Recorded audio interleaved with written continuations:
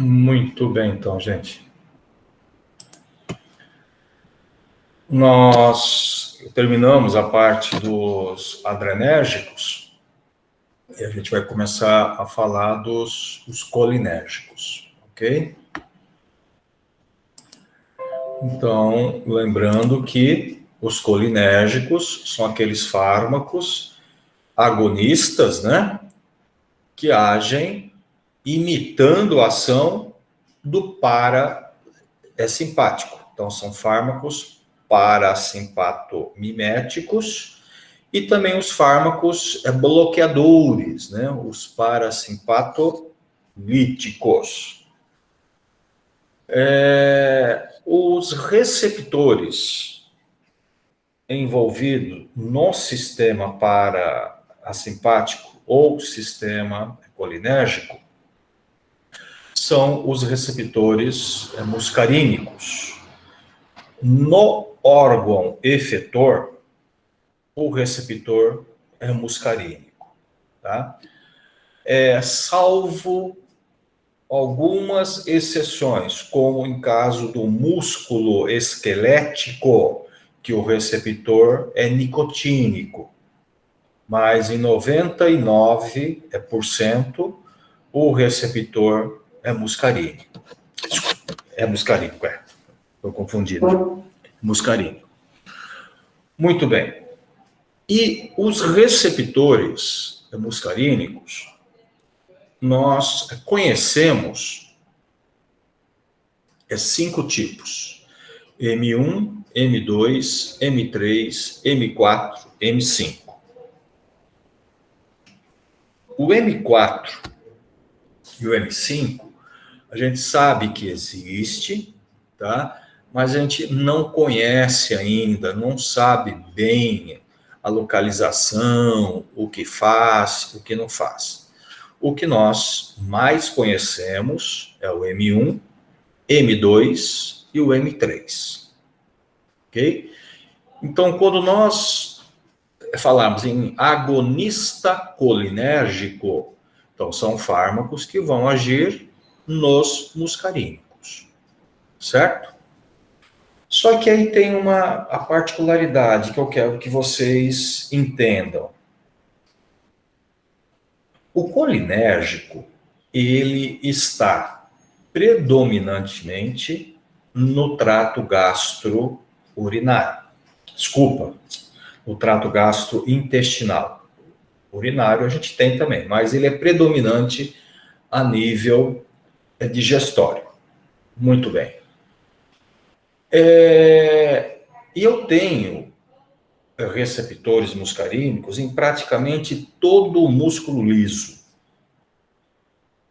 Então, músculo liso, né, do trato gastrointestinal, músculo liso urinário, né, no útero. Eu só não tenho o muscarínico no músculo liso vascular, nos vasos.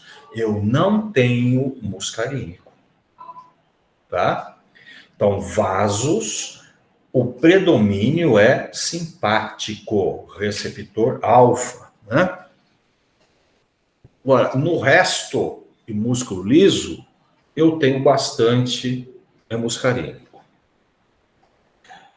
E o sistema parasimpático, ele aumenta a contratilidade desses músculos, aumentando a secreção e tudo mais. Então, gente, nós não temos muita indicação clínica para os fármacos agonistas muscarínicos. Vamos supor, quem é que vai querer utilizar um fármaco para aumentar as contrações gastrointestinais? Para ter náusea, para ter vômito, para ter cólica, dor, para ter diarreia. Quem vai querer aumentar a contração da musculatura lisa renal, para ter cólica de rim? Certo? Está dando para entender? Então, a indicação clínica, tá, é muito baixa. eu não uso esses fármacos na clínica, salvo algumas raras exceções, tá? Só que os anticolinérgicos, os bloqueadores dos receptores muscarínicos, esses fármacos, sim, tá? Eu tenho bastante uso clínico deles.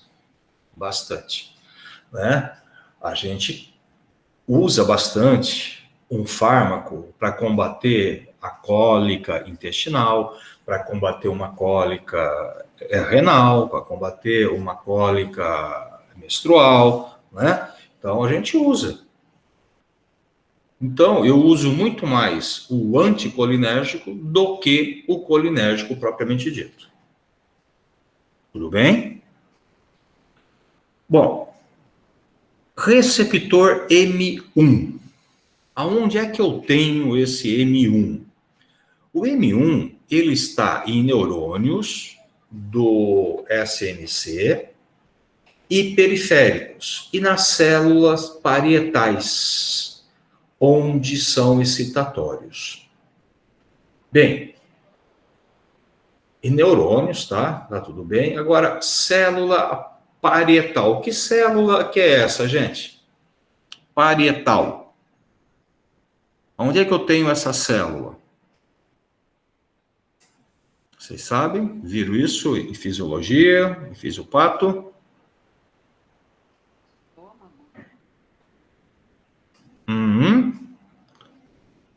Célula parietal é a célula que está na parede do estômago e ela é responsável pela produção de ácido clorídrico. Ela que faz a síntese de ácido clorídrico. Então, o receptor N1, ele estimula a produção de ácido clorídrico. Ok? O M1, a nível central, tá? Ele está relacionado, gente, com memória, tá? Com várias coisas aí de atividade importante. Estão associando a deficiência de receptores M1 no cérebro com possível causa de demência, tá? Então, a deficiência de M1 a nível de cérebro está sendo relacionada com uma possível causa da demência. Tudo bem? Muito bem. M2, ó, enquanto o M1, eles são excitatórios, né? Eles aumentam a excitabilidade.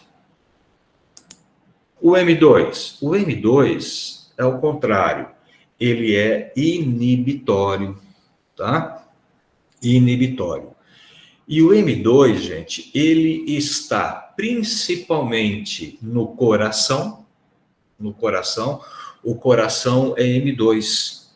Por isso que o parasimpático diminui a frequência cardíaca e o simpático aumenta, não é isso? Através do receptor beta 1. O parasimpático, através do M2, diminui. E exercem efeitos inibitórios, principalmente por aumentar a condutância ao potássio. E inibição também dos canais de cálcio. Muito bem. Eu tenho ele, então, no coração, mas eu tenho também o M2 em terminações pré-sinápticas de neurônios centrais e periféricos. O que é essa terminação pré-sináptica?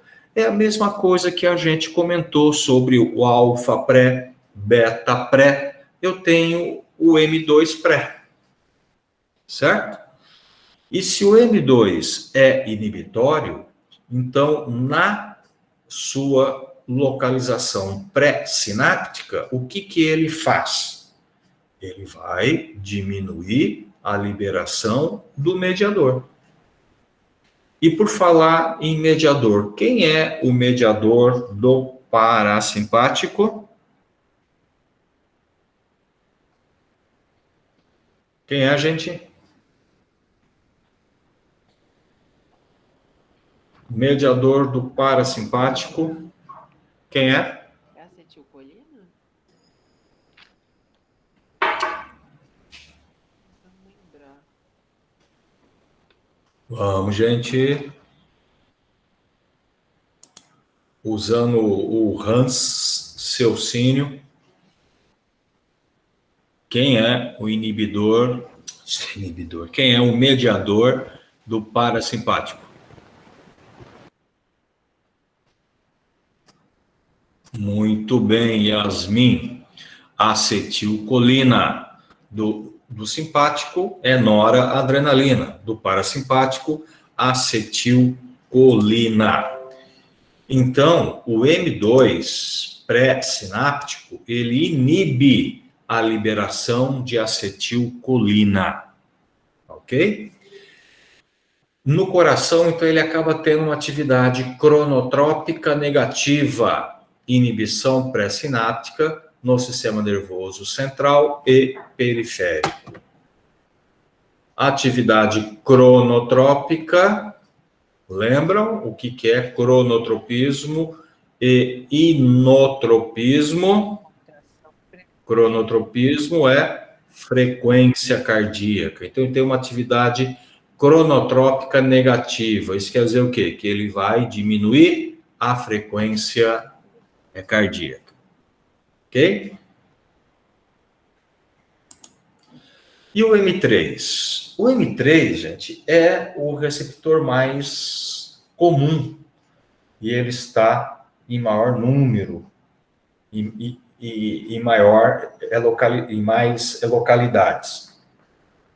Então, o M3, ele também é excitatório, tá? Também é excitatório. Então, M1 e M3, excitatório. M2, inibitório, tá? E produzem principalmente efeitos excitatórios presentes em músculo liso. Foi o que eu falei para vocês, né? Contração das vísceras, células glandulares, como as salivares, brônquicas, sudoríparas. Então, gente, o parasimpático, através do M3, ele aumenta toda a contração de músculo liso, exceto vasos, tá? E aumenta a secreção das glândulas, praticamente de todas as glândulas, a salivar, a brônquica, a sudorípara, ok? O M3 também atua como mediador no relaxamento da musculatura lisa vascular, mas aqui, gente, é ação, indireta. Eu não tenho M3 no músculo liso do vaso, não tenho. Mas o M3, eu tenho M3 muito próximo de ramificações, próximos de vasos, e que liberam óxido nítrico. E esse óxido nítrico é que gera vasodilatação. Então, não é uma vasodilatação provocada diretamente por M3, mas sim uma ação indireta. Ele leva à liberação de óxido nítrico e o óxido nítrico leva à vasodilatação. Mas assim mesmo não é em todos os vasos, em algumas áreas especiais. Ok? O M4, né, ele é inibitório, e o M5 excitatório. Estão em grande parte confinados ao SNC e seu papel funcional não está bem esclarecido. Então, a gente sabe que tem, já foram identificados, né? Mas a gente não sabe ainda o que realmente eles provocam. Ok? Bom, como todo o mediador químico, acetilcolina, ela sofre ação de enzimas que vão degradá-la. É o mesmo caso que nós falamos da enzima MAO, da enzima CONT, né, que degradava noradrenalina. Aqui nós temos enzimas que vão degradar a acetilcolina. Então, em toda a sinapse colinérgica vai haver uma enzima. Em especial, a acetilcolinesterase, tá? A acetilcolinesterase. Existe também uma outra que é a butirilcolinesterase, tá? Papel secundário na degradação da acetilcolina. Pode estar envolvida na patogenia, a doença de Alzheimer, tá? Essa butirilcolinesterase. Então, a enzima mais comum que a gente vai encontrar é a acetilcolinesterase. E ela está na sinapse, degradando todo o excesso de acetilcolina. Por que estamos falando disso? Porque nós vamos ter fármacos que inibe a acetilcolinesterase. E se eu inibo a acetilcolinesterase, eu vou promover o quê? Um aumento de acetilcolina. E aí eu levo a um aumento da atividade colinérgica. Tudo bem, gente? Eu chamo esses fármacos inibidores da acetilcolinesterase de colinérgicos indiretos. Ok?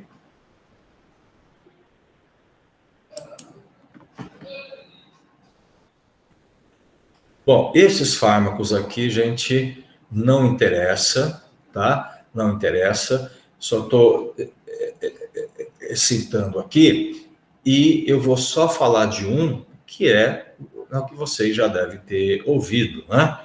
É falar toxina butolínica, tá? Ela degrada a sinaptobrevina, impedindo a fusão da vesícula sináptica com a membrana da terminação axônica. O que é isso? A toxina butolínica, ela inibe a liberação de acetilcolina. Lembra que eu falei que todo músculo esquelético, né? Eu tenho lá a terminação acetilcolina e o receptor nicotínico, certo? Que faz a contração de todo o músculo esquelético, todo.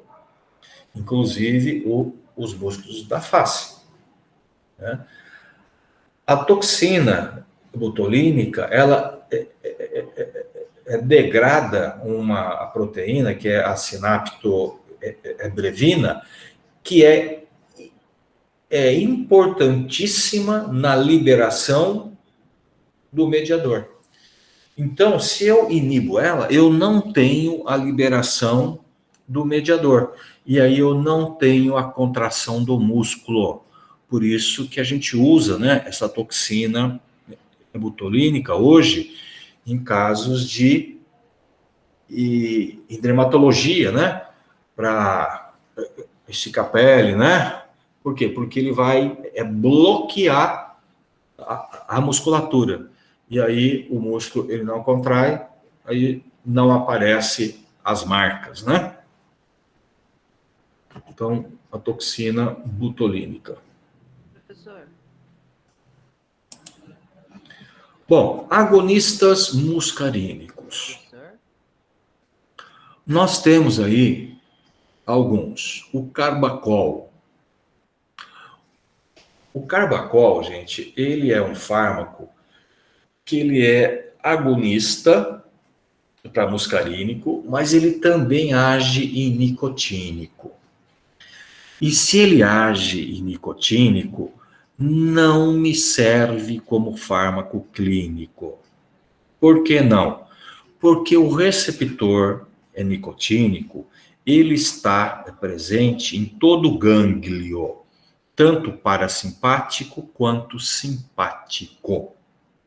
Então, se eu tenho algum fármaco que estimula nicotínico, eu posso ter também estímulos simpáticos, ok? Então, não tem interesse clínico. A metacolina, a mesma coisa. O único fármaco que é mais seletivo para a muscarínico é o betanecol, tá? Que a gente usa aí em situações muito específicas. A muscarina, que a gente praticamente não usa, e tem também um outro fármaco que é a pilocarpina, ação somente também em muscarínico. E a pilocarpina a gente usa ela em forma de colírio, tá? Colírio. Apesar que hoje o uso dela decaiu muito, né? Mas a gente usa, então, o beta-necol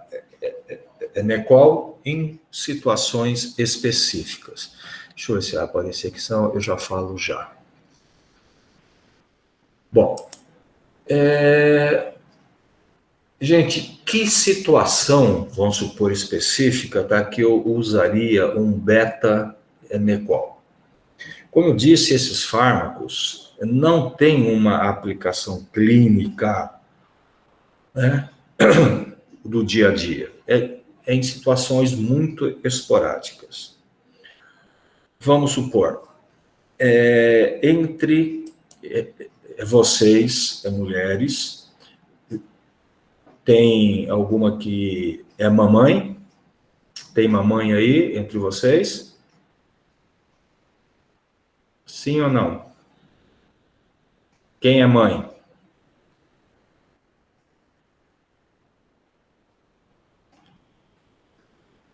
Bom, tudo bem. Não interessa. Não tem mãe, mas vocês são filhos.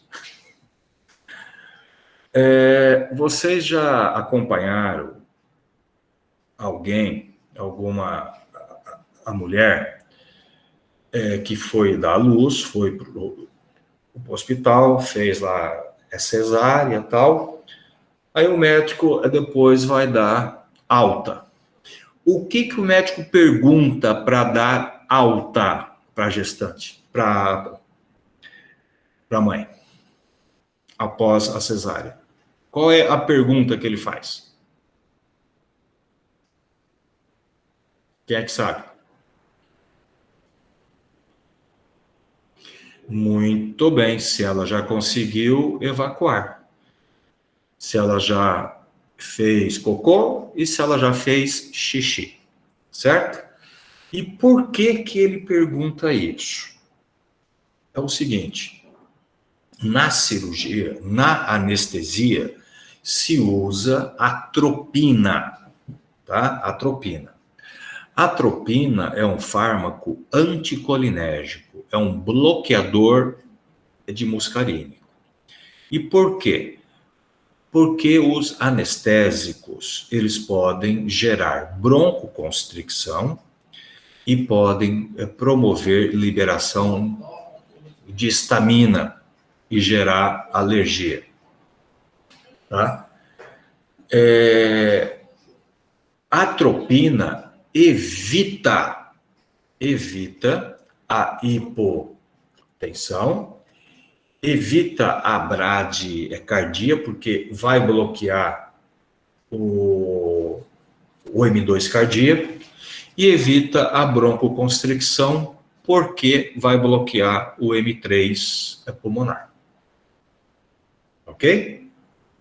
Então é usado atropina. Só que não existe seletividade. Vai bloquear todos.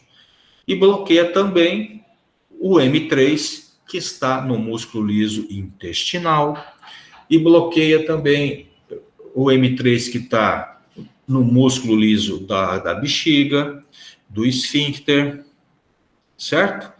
Então, gera uma paralisação intestinal e das vias urinárias. Muito bem. Quando passa a anestesia e tal, né? Aí depois a atropina vai ser eliminada, esse bloqueio é desfeito. E a tendência é que tudo volte ao normal. E normalmente volta ao normal. E para saber se voltou ao normal, é por isso que o médico fala: já fez cocô? Já fez xixi? Porque se fez, é porque o intestino está contraindo e a bexiga está também contraindo. Acabou. Fez, acabou. A liberada. E se não fizer? Se não conseguir fazer? Provavelmente você pode estar com uma paralisação. Deu o que a gente chama de atonia vesical, tá? Provocado pelo bloqueio da atropina. Então, daí o bloqueio vesical. Aí, nesses casos, veja como é esporádico isso, hein? Nesse caso, é que nós vamos, então, utilizar um fármaco agonista de muscarínico. Vai lá, pega o beta-Necol e faz a aplicaçãozinha, né? Para quê? Para que volte às contrações, certo? E aí, voltando às contrações, tudo normalizado. Ok, gente? Entenderam isso, gente?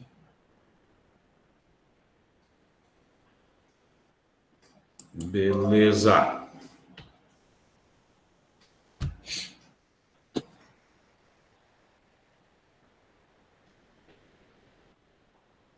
Muito bem. Efeito da acetilcolina sobre receptores muscarínicos periféricos.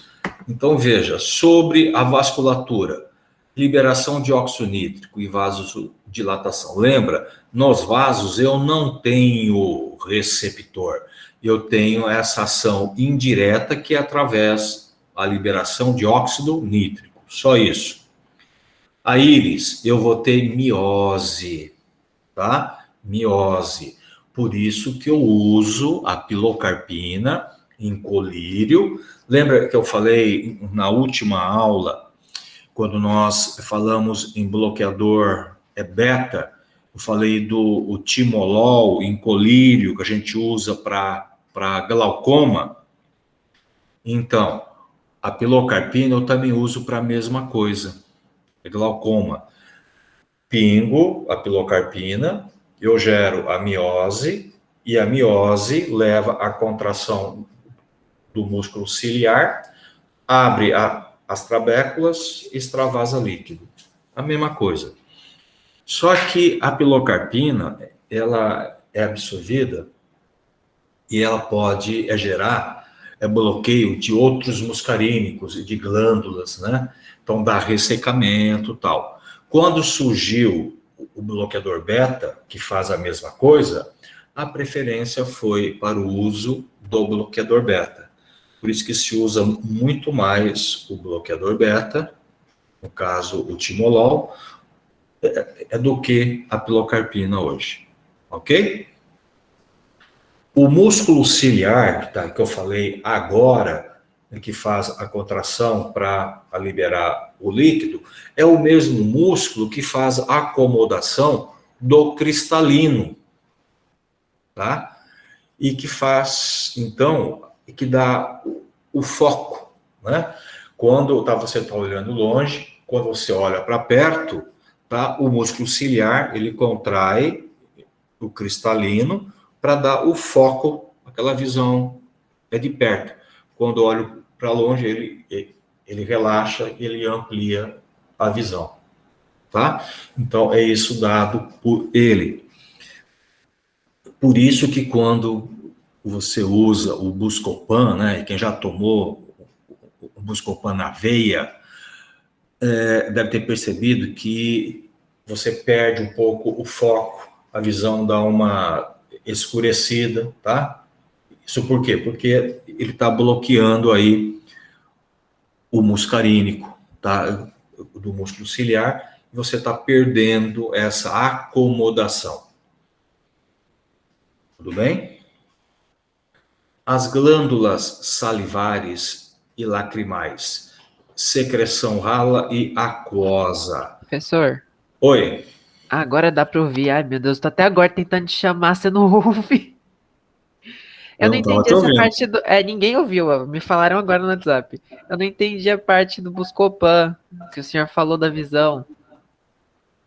É o seguinte, o músculo, esse músculo ciliar, ele faz a contração, o cristalino nosso, tá, do olho. O cristalino é uma lente, né, que faz a acomodação para você dar o foco de visão, né, para você enxergar de perto, enxergar longe. Você usa esse cristalino para ter acomodação, para dar o seu foco. E o muscarínico, ele faz a contração desse músculo. É o muscarínico, tá, que faz essa acomodação, tá, para dar esse foco. O Buscopan é um bloqueador do muscarínico. Então, quando você usa um Buscopan, principalmente na veia, tá, você sente que você fica com a vista meia embaçada, dá assim um tipo de um escurecimento. É porque o Buscopan é um bloqueador de muscarínico. Então, ele está bloqueando esse músculo ciliar. E aí você perde essa acomodação. Entendi, professor. Valeu. Beleza? Uhum. O parasimpático, ele aumenta todas as secreções salivares, a lacrimal, os nossos brônquios, o parasimpático, e também aumenta a secreção brônquica. E no músculo liso bronquiolar, eu tenho também o M3, que faz broncoconstricção. Lembra, o beta 2 faz broncodilatação. E o M3 faz broncoconstricção. Ok? Jogando isso para a clínica. O que vocês, quem trabalha aí já, o que vocês usam para fazer inalação? Lembram? Atrovente Berotec. Atrovente e Berotec. Muito bem. O que o Berotec é? Enoterol? Fenoterol. O que ele é? Aonde ele age? Ele dilata os brônquios, não é? Então, mas ele age aonde? Em que receptor? É no. É no alfa? É no beta 2. Beta 2. Músculo liso bronquiolar, beta 2, e faz broncodilatação. Então, o Berotec, ele se liga ao beta 2, fazendo broncodilatação. E o atrovente, o que ele é? A gente vai falar dele. O atrovente, ele é um bloqueador de muscarínico, gente. Ele bloqueia o muscarínico. Então, se o muscarínico faz constrição, eu usando o atrovente, eu vou ter dilatação. Por isso que a gente usa o Berotec e o atrovente, porque os dois vão potencializar o efeito broncodilatador.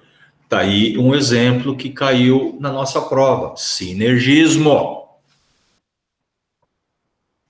Ok? Eu vou ter um sinergismo. Vou ter um aumento da broncodilatação. Por isso que eu uso os dois. Entendido isso, gente? Peraí. O Berotec, ele faz a broncodilatação. O Atrovente faz o quê? A broncodilatação também. Oh, Deus, então tá bom. Não é ó Deus e tá bom. Tem que entender o porquê. Não, simples, os dois fazem broncodilatação. Um ajuda o outro, né? Porque o Berotec estimula o beta 2 e o Atrovente inibe o muscarínico. O muscarínico faz Faz a constrição. a constrição. Eu inibindo ele, eu tenho dilatação. Então, o Atrovente, ele é antagonista de muscarínico? Perfeitamente. Opa! Então tá bom, agora eu entendi. No coração. Lembra que o coração eu tenho o receptor M2.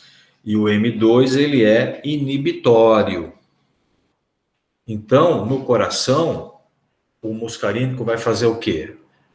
Ele vai fazer bradicardia, diminui a velocidade de condução cardíaca, bloqueia o átrio ventricular com doses altas e ligeira diminuição da contratilidade. Tá? É isso que a acetilcolina faz, que o muscarínico faz. Por isso que nas cirurgias eu uso a atropina, que a atropina bloqueia o muscarínico, vai bloquear o M2. E eu vou evitar essa bradicardia, evitar a diminuição da velocidade de condução, eu vou evitar a diminuição de contratilidade, certo? Por isso que eu uso atropina em cirurgia, porque os anestésicos já podem fazer isso. Então eu tenho que evitar. Ok?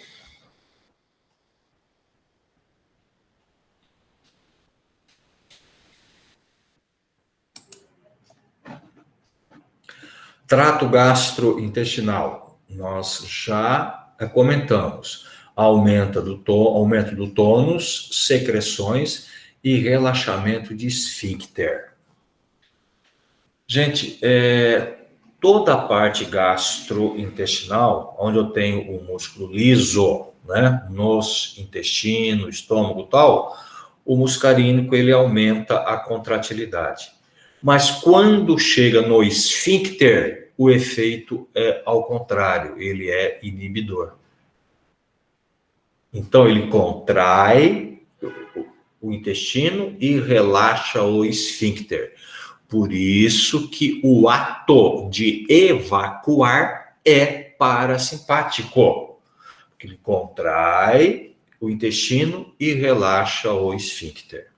A mesma coisa com a bexiga. O muscarínico leva a contração, o músculo detrusor, que é o músculo que aperta a bexiga e faz o relaxamento de esfíncter. Então, o ato de urinar também tem o efeito parasimpático. Tá? As glândulas sudoríparas, diaforese. O que é diaforese? É aumento da transpiração. É uma transpiração excessiva. Então, quando se tem aumento da atividade colinérgica, você transpira muito. Você pode ver que quando você tem vômito, o vômito é uma atividade parasimpática.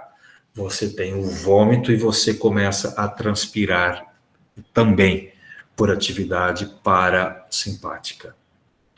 O trato reprodutor masculino, a ereção é parasimpática. Ereção, parasimpática. A ejaculação é simpática, tá? Mas a ereção é parasimpática. E o útero, esse variável aí, no músculo uterino, a mulher tem bastante muscarínico. e o muscarínico vai fazer a contração. Na grande maioria das vezes, a cólica uterina é provocado pelos muscarínicos, né? Por isso que o Buscopan, ele corta também a cólica menstrual.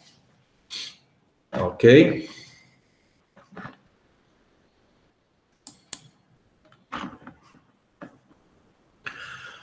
Efeitos centrais da acetilcolina.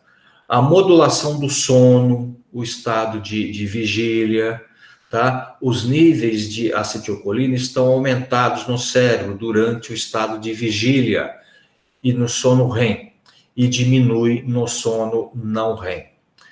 Então, a acetilcolina, ela também vai participar do estado de vigília, da mesma forma que a histamina participa. Só que a histamina, de uma certa forma, ela participa um pouco mais. Quando você toma um antihistamínico, né, o polaramine, você vai ver que você vai ter o quê? Muito sono, né? Vai dar uma moleza, né? E quando se toma o Buscopan, você também pode ter essa sonolência, menos que o polaramine, mas você vai ter, principalmente quando você toma o Buscopan na veia, né? Então, é porque ele está bloqueando esses centros da vigília, ok? A função cognitiva, pacientes com déficits cognitivos funcionais e de comportamento estão relacionados a déficits colinérgicos. Então, a doença de Alzheimer, né? Eu falei para vocês aí do M1, né? O M1 pode estar relacionado aí a demência, né? A falta desse M1 a nível central. E a acetilcolina também pode estar envolvida na modulação de dor, inibição da transmissão nociceptiva espinhal. Então, existem alguns fármacos inibidores da acetilcolinesterase, onde ele vai aumentar a oferta do mediador acetilcolina no líquido cefalorraquidiano. Você tem a melhora no controle de dor, tá? Mas a gente não usa muito isso, tá? Porque tem muitos efeitos colaterais.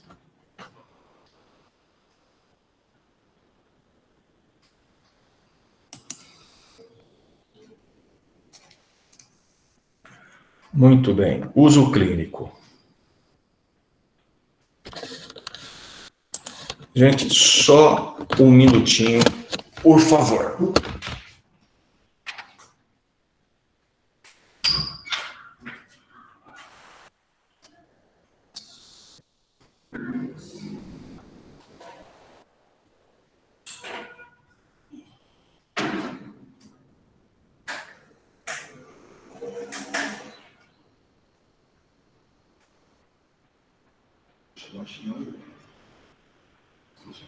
Eu vou deixar a porta aberta aqui.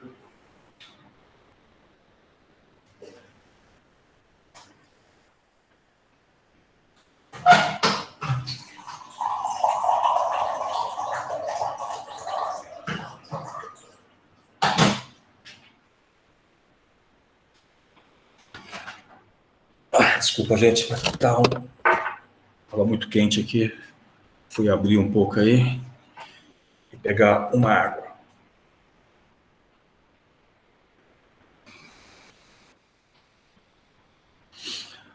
Muito bem.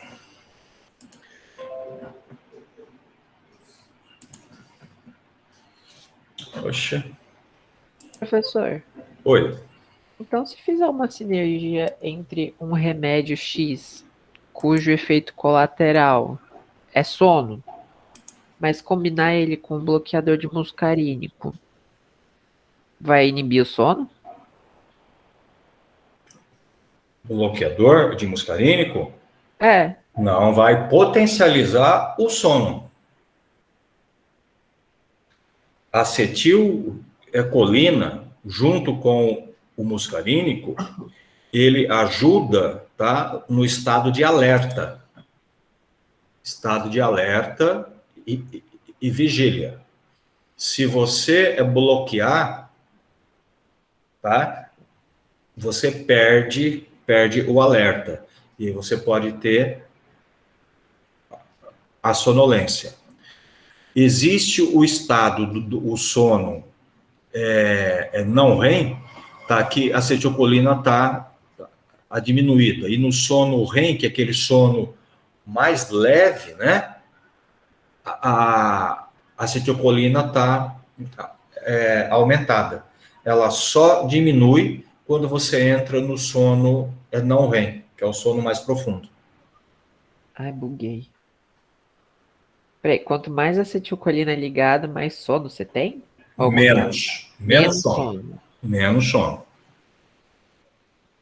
Menos sono. A hora que você bloqueia o receptor dela, aí você vai ter mais sono. Ah, tá. Quanto mais ligada, mais alerta. Isso. Ah, tá. Ok? Entendi. Muito bem. Os principais usos clínicos, então, gente, é aquilo que eu já comentei, né, com vocês. O uso clínico desses fármacos agonistas de muscarínico é um uso clínico muito restrito, né? A gente usa aí, principalmente no tratamento de glaucoma, né? A gente usa a pilocarpina, é aquilo que eu já expliquei, né? Você pinga, ele gera a miose leva à contração do músculo ciliar, que abre as trabéculas e extravasa líquido de dentro do olho. E aí a pressão diminui. Mas a pilocarpina tem mais efeitos adversos, né? E aí, então, hoje a gente usa muito o timolol, que é um bloqueador beta que vai fazer a mesma coisa. Beleza? Muito bem. O beta-enecol, que eu já comentei com vocês, utilizado ocasionalmente para auxiliar no esvaziamento da bexiga ou para estimular a motilidade gastrointestinal, né? E também em caso de xerostomia, tá? O que é xerostomia mesmo, gente?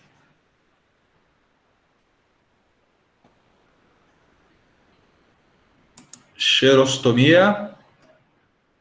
Boca seca. Boca seca. Perfeito. Hoje nós temos a cevimelina, né? Que é um fármaco que está sendo utilizado e que tem menos efeitos colaterais, tá?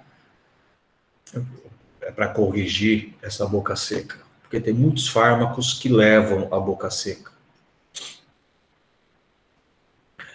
Agora, gente, o problema, tá, de agonistas muscarínicos é que não existe seletividade. Eu não consigo ter um fármaco seletivo para M2, seletivo para M1, seletivo para M3. Eu não tenho essa seletividade. Então, quando a gente usa um fármaco tanto agonista quanto antagonista, eu acabo bloqueando todos. E daí que vem muitos efeitos adversos. Ok? Então, não temos agonistas seletivos para M2. tá? O que poderia ser útil nas arritmias cardíacas, mas nós não temos, tá?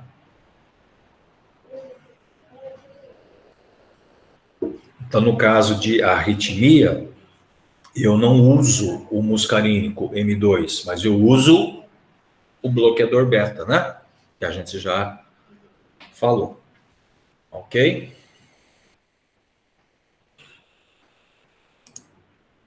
Agora, antagonista, gente. Antagonista. Os antagonistas, tá? É o que mais a gente usa, né? É o que a gente mais usa, é o antagonista. Então, a atropina, escopolamina, né? São alcaloides encontrados em plantas, né? Solanáceas. A beladona, a figueira do inferno, tal.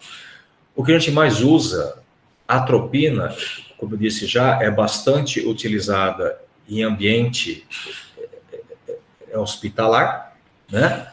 E a escopolamina, que é o Buscopan, né? Então, são fármacos antagonistas e de muscarínicos. Fármacos bloqueadores, né? De muscarínicos. E fora esses fármacos, né? O Buscopan, a atropina, né? A atropina é um bloqueador muito potente, usado mais a nível hospitalar. A gente tem o ipratrópio, né? E o tiotrópio, utilizados por inalação como broncodilatadores. O ipratrópio é o atrovente, né, que a gente falou agora há pouco, né? Atrovente. O atrovente, o princípio ativo dele é brometo de ipratrópio. E o tiotrópio também é usado para a mesma coisa. Ele é usado aí para quem tem efizema, né? Broncoconstricção, tá? Porque são fármacos bloqueadores muscarínicos. São fármacos que vão dilatar, né? Bloquear o M3 no músculo liso bronquiolar, levando a broncodilatação. Por isso a gente usa ele na forma inalatória, né? Diretamente sobre a musculatura, tá? Existem outros fármacos, como o caso do ciclopentolato e tropicamida, o uso oftalmico, tá? Em gotas, mas isso aí é o uso bastante restrito, né? Para você ter dilatação, né? Para você ter quando se faz o teste de fundo de olho, você vai lá no dentista, né, ele pinga lá um colírio para dilatar, né? Na realidade, ele está usando um fármaco bloqueador. Também, né? Muscarínico para você ter a dilatação, tá? A pirinzepina, tá? Foi um fármaco sintetizado com o objetivo de ser seletivo para M1. Aonde é que eu tenho mesmo o M1, gente? Vocês lembram? M1? Coração? Oi? Coração? Coração é M2. Sistema nervoso central. Também. Central. E numa célula específica. Que célula que era? Neurônio. João Vitor, você vai levar um puxão de orelha. Eu não deu tempo de eu anotar, eu cheguei atrasado. A célula específica que eu estou me referindo é a célula parietal do estômago, que produz ácido, tá? Foi o que eu quis dizer. Cara de pau.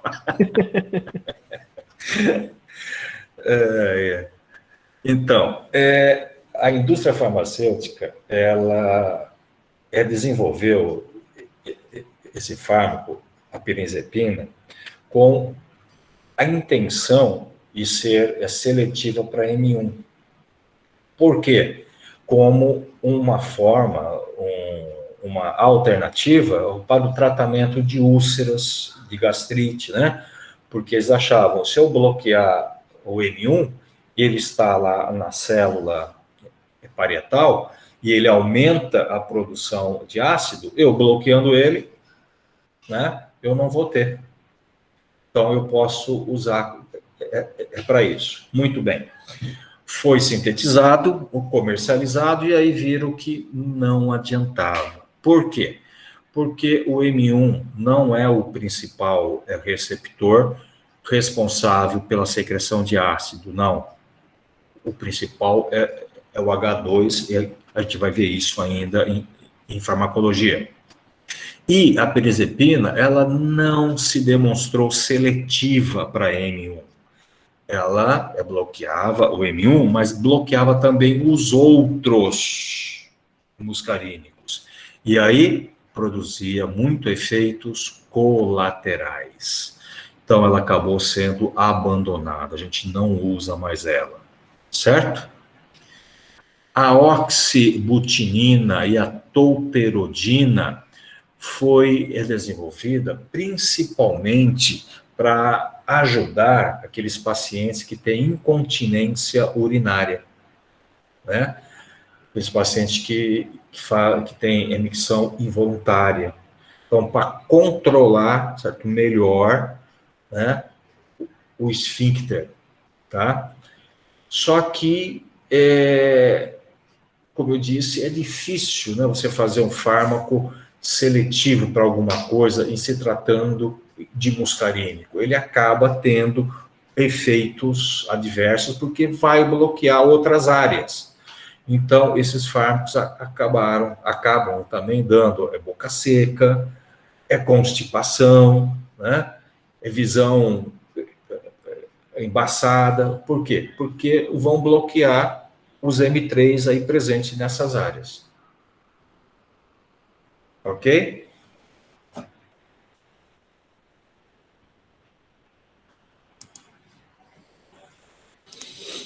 Muito bem.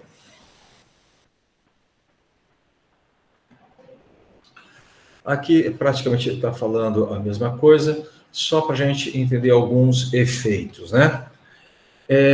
Gente, quando vocês vão perceber isso, quando vocês estiverem nos hospitais, o paciente, quando volta da cirurgia, né, ele vai reclamar muito, principalmente de boca seca, né? Porque, como eu disse, na cirurgia vai ser utilizado atropina. E a atropina vai inibir as secreções, a saliva, principalmente, a lacrimal, a brônquica e a sudorípara. Então, esse paciente, ele volta à cirurgia, tá? Ele sente muito seco, a pele seca, a boca seca, né? Isso, você vai ver que todos eles vão relatar isso daí. Então, a atropina, ela provoca um ressecamento desconfortável na boca e na pele. A secreção gástrica é pouco afetada. Por que que é pouco? Eu acabei de falar agora. Apesar de bloquear, né, o M1 lá da célula produtora de ácido, mas ele não é o principal. O principal é o H2. Então, eu continuo tendo a secreção gástrica, tá? A depuração mucociliar é inibida pela atropina, com tendência ao acúmulo de secreções pulmonares. A atropina, tá, por ser um fármaco potente, então ele bloqueia toda a secreção, né? E acaba, então, inibindo também a secreção pulmonar, muito.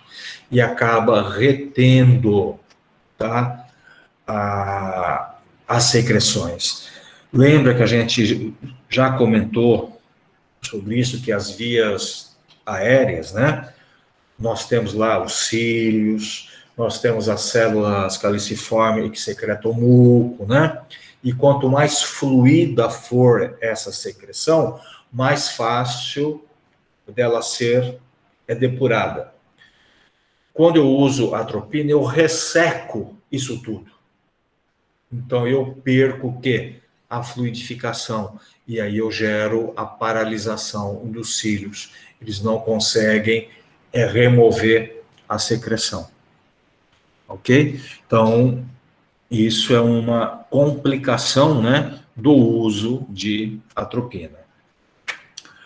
Quando a gente usa o ipratrópio, tá?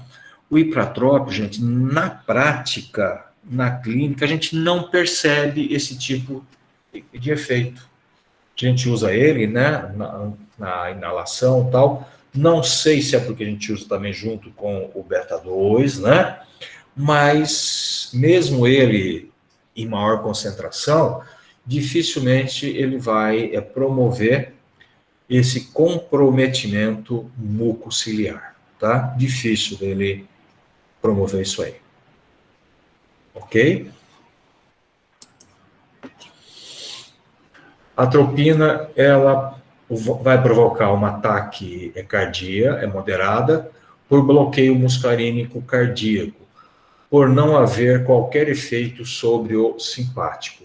Então, ela apenas vai bloquear o M2. Então, isso eleva um pouco a frequência cardíaca, mas não chega a dar um ataque cardíaco, né? Porque quem dá mesmo ataque cardíaco é o simpático, só que ela não age sobre ele. Ela vai apenas bloquear o parasimpático. Ok? Essa baixa dose aqui provoca a bradicardia paradoxal. Isso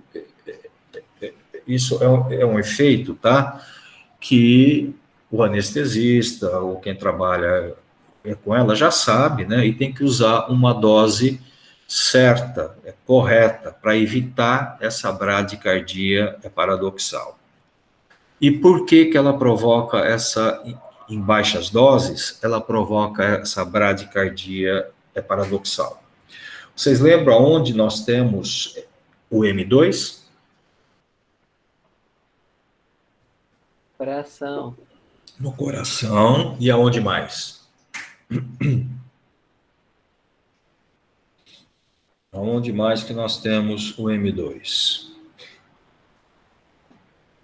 Intestino.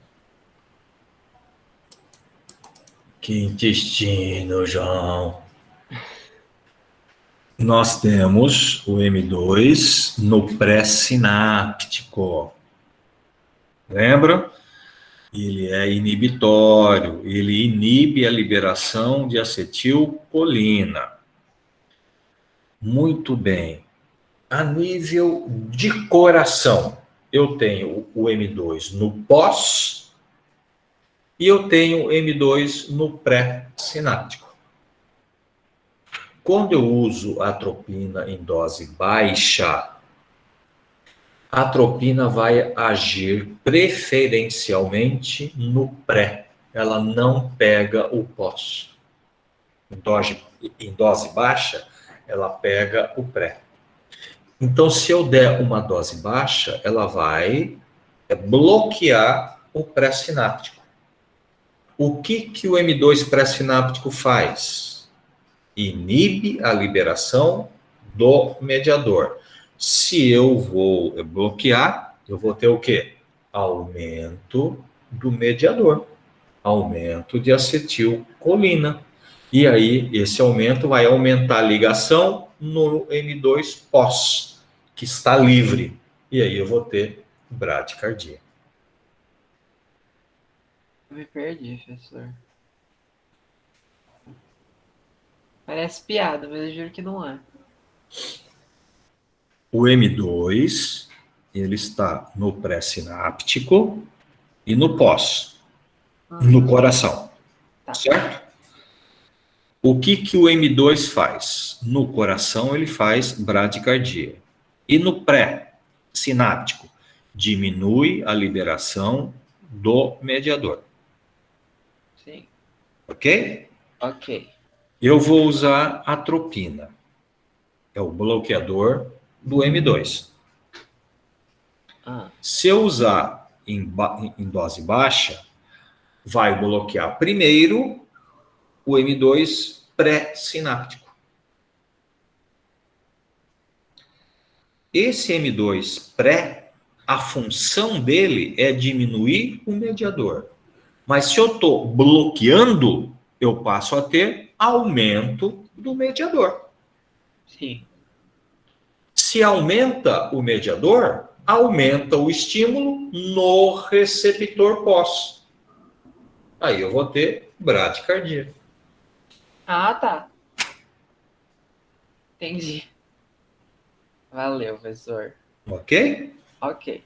Por isso que eu preciso ter uma dose certa para usar a atropina. Porque quando eu dou na dose certa, correta, ela vai e bloqueia os dois, o pré e o pós. Aí eu evito a bradicardia. Tudo bem? Ok. Pressão arterial não é afetada. Por quê? Não tenho muscarínico nos vasos, né? E os vasos têm a inervação simpática. Então, por isso que a atropina não interfere a nível de pressão. Ok? Efeito sobre o olho, a mesma coisa que a gente já falou, né? Ela vai bloquear os muscarínicos e eu vou ter dilatação, tornando-se não responsiva à luz. Você pode ir lá com a luz, a pupila, que o olho não fecha. Por quê? Porque está bloqueado. Tá?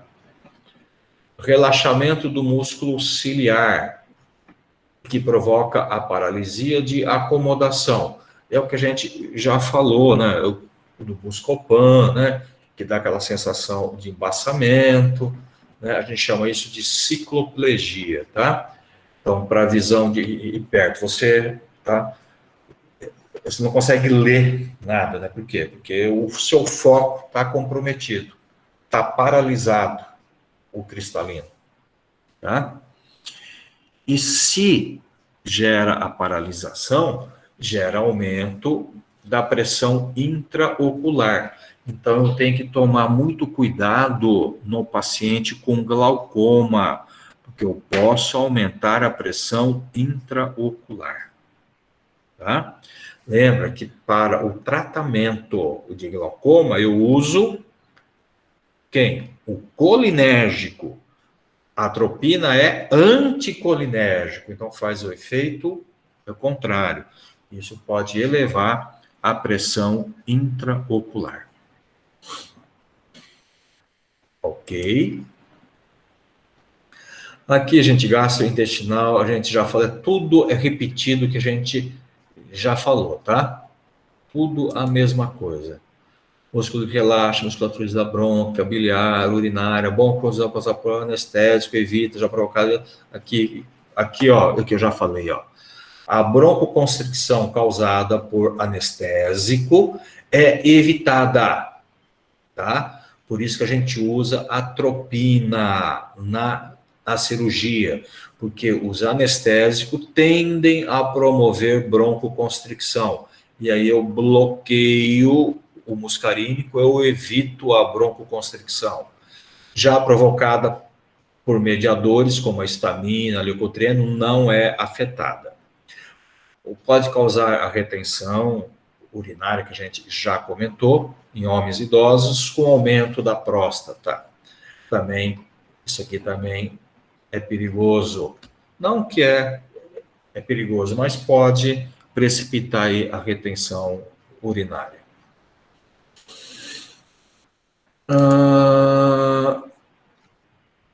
A nível de SNC, produz efeitos principalmente excitatórios, né? Então, quando eu bloqueio os muscarínicos a nível central, eu posso produzir efeito excitatório. Intoxicação pela atropina é observada principalmente em criança de pouca idade, em crianças mais menores, né? Menores, tal, com acentuada excitação, irritabilidade, que resultam em hiperatividade e considerável elevação da temperatura corporal, acentuada com bloqueio da sudorese, tá? Isso é chamado de febre atropínica, é perigoso. Por quê? Porque leva a uma excitabilidade na criança, por ser excitatória. A criança produz muito calor, só que a transpiração está bloqueada, porque as glândulas sudoríparas é M3. E é através da transpiração que a gente perde calor, né? Está bloqueado, você não perde. Aí você pode ter uma hipertermia, tá? A intoxicação da atropina é revertida com agentes anticolinesterásicos. Lembram do agente anticolinesterásico? O que é um agente anticolinesterásico, gente?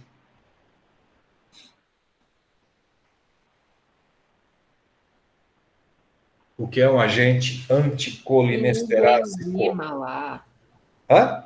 Inibe a enzima lá. Exatamente, inibe a enzima acetilcolinesterase. Então, você veja bem, a atropina, ela está ligada ao receptor muscarínico, bloqueando o receptor. Para que eu evite o efeito tóxico ou para eu reverter essa toxicidade, eu tenho que aumentar o mediador. Aumentando o mediador compete com a atropina pelo receptor. E aí desloca a atropina. E aí eu corto a toxicidade. E a única forma de eu aumentar o mediador é eu inibir a sua degradação. Então eu uso o fármaco chamado anticolinesterase, tá?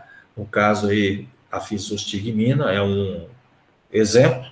Eu uso ela, inibe a degradação, e aí a acetilcolina aumenta, e aí eu evito a toxicidade.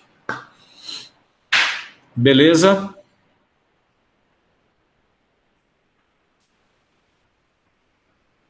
Dúvidas, curiosidades, perguntas? Professor, mesmo a atropina bloqueando algumas secreções, e tipo, e mesmo ele não tendo efeito na vascular, né, nos vasos, mas ele inibindo essa secreção, esse líquido ele não acabaria indo para a circulação, né? Líquido, que líquido, João? Água, tipo na transpiração. Líquido? Água, professor.